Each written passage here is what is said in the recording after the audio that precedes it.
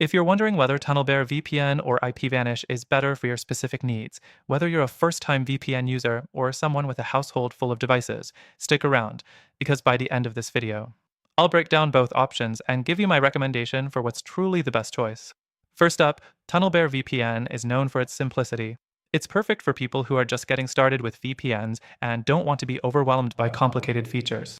Setting it up is quick, the interface is user-friendly, and it's got a fun, approachable design.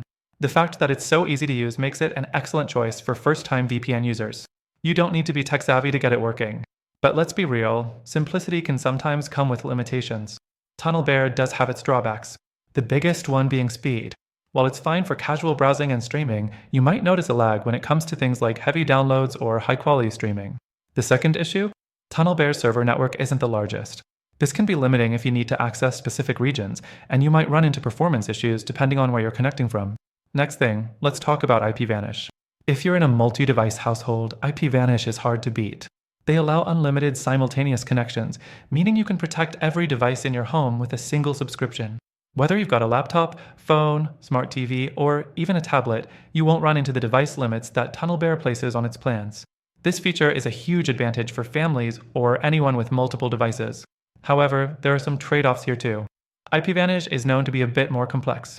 The interface isn't as intuitive as TunnelBear's, which might be frustrating for first-time users.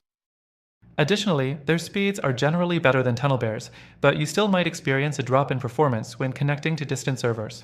The fourth thing, pricing. TunnelBear offers a free plan, but with very limited data. This is great for light users who just need a VPN for occasional browsing or to access content on public Wi-Fi. But if you need to do more, you'll have to pay. IPVanish doesn't offer a free plan, but is generally more affordable on a month-to-month basis than TunnelBear's premium offering. Still, neither service is a steal compared to some other options out there. Now, before I wrap this up, let's talk about security. Both TunnelBear and IPVanish offer solid encryption and have no-logs policies, but TunnelBear is based in Canada, which is part of the Five Eyes intelligence sharing agreement. That could raise concerns if privacy is your #1 priority. IPVanish is based in the US, which has its own privacy issues, but overall both services are reliable when it comes to keeping your data safe. So here's where it gets interesting.